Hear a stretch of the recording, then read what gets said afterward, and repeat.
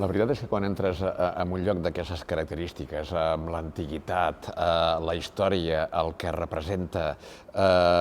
tens sensació de tornar a les teves arrels, no a les teves com a persona, sinó a les de la societat, de la comunitat de l'entorn on està ubicat un centre com aquest. Suposo que, com sempre, i amb tots els segments, ha començat com a emprenedor, ha tingut iniciativa, ha volgut donar una solució a una problemàtica que poder existia. A partir d'aquí, si la iniciativa, la proposta, l'activitat és prou bona, va creixent i, òbviament, has d'anar ampliant, has d'anar augmentant estructura i al final t'acabes convertint en empresari i dius, si jo vaig començar sol. La meva història comença a Vic. Jo ja vaig néixer a Vic, soc de Vic de tota la vida, de la comarca d'Osona, allà he estudiat, allà estava a la ràdio, llavors les necessitats de creixement i de conèixer i de viatjar em van fer, després de diferents entrades en petites empreses o comerços de pràctiques, entrar en el sector del transport i la mobilitat i l'any 1991 vaig entrar a l'empresa que actualment encara treballo. I vam començar el 91 amb la primera tasca que se'ns va encomanar, era marcar el recorregut de la torxa olímpica que l'empresa havia aconseguit per contracte dels Jocs del 92. Òbviament, la família és la que sempre t'ha donat més suport amb el que has volgut fer, amb el que t'ha tocat fer, a vegades compartint uns horaris, sobretot quan et trobes en època punta de congressos o d'incentius, i dintre de l'empresa, amb tants anys, hi han hagut dintre de l'entorn que més que companys de treball també s'han convertit en amics. Sobretot en èpoques de crisi. Hem tingut moments puntuals que a la millor tenies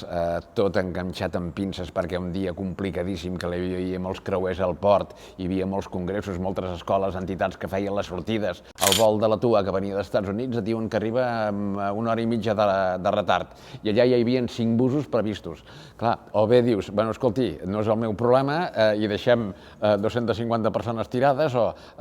puja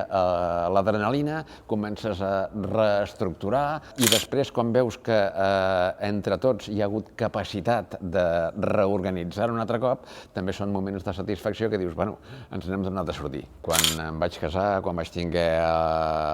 els meus 2 fills en les seves diferents èpoques, la veritat és que jo crec que el meu minut de glòria és permanent, perquè jo m'ho passo bé, sóc feliç i en l'entorn també extrapolo felicitat i també em trobo que la gent me la retorna. Avantgroup és una empresa d'autocars. Històricament era l'època en què les escoles, els grups de tercera edat, altres grups d'entitats, d'organismes, sempre contractaven algun tipus de servei col·lectiu per anar a fer les seves excursions i visites. Amb el 92 tot això va canviar perquè llavors Barcelona es va posar al mapa i llavors ja va començar l'entrada de turistes i de mercat internacional. Va començar a entrar tot el sector turístic, Barcelona també es va donar a conèixer, va començar a ser receptiva d'esdeveniments, de congressos, van començar també els turistes de creuers i de ser una empresa petita que inicialment, al començament d'aquesta companyia,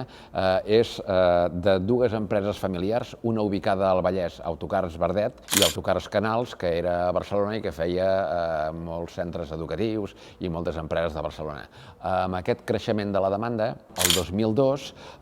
les 2 famílies es van posar d'acord per crear Avantgroup per donar resposta al que estava sent la capacitat de creixement que estava tenint Barcelona i Catalunya, sobretot en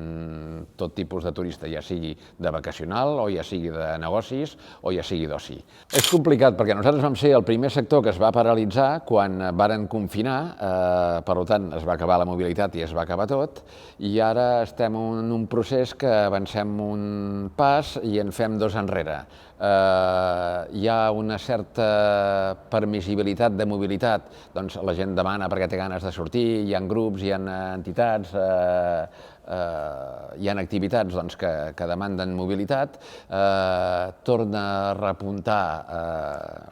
el virus i llavors et trobes que torna a reduir-se, tornen les mesures restrictives, torna a baixar la mobilitat perimetral, en comptes de ser comarcal és municipal, ja no hi ha sortides, ja no hi ha activitats i tornem a fer 2 passos enrere. Per nosaltres, Sant Boi ja era un punt estratègic on la companyia podia venir a parar, tenint en compte que la nostra estructura és un aparcament on puguem encabir-hi diferents vehicles. Clar, actualment tenim una flota de 187 autocars, amb la qual es necessitava un punt on poguéssim entrar i sortir amb facilitat, sobretot dels nuclis de comunicació que demanda la nostra activitat. Precisament port i aeroport és on comencen o acaben la major part dels nostres serveis. I el fet de poder estar en un indret de proximitat ens permet optimitzar recursos, ser més sostenibles, tenir menys trajectes de buit i, a més, garantir la puntualitat i els enllaços en els diferents serveis. I el fet que estiguem a Sant Boi Empresarial era una manera també d'integrar-se dintre de la mateixa comunitat, a banda de que ens serveix també per compartir, per debatre experiències, incidències que puguin aparèixer a una o altra empresa i poder comentar, poder aportar solucions o altres experiències que puguin servir de solució en un o altre cas. D'entrada li serviria per poder compartir les seves inquietuds i, a més, té sempre el suport i l'ajut no només de la resta d'empresaris, sinó de la mateixa Junta de Sant Boi Empresarial, que a vegades per fer un tràmit, per trobar una solució a un entrebanc que pugui haver sorgit, o per aconseguir alguna proposta o alguna millora per saber com es pot aplicar i com es pot implementar.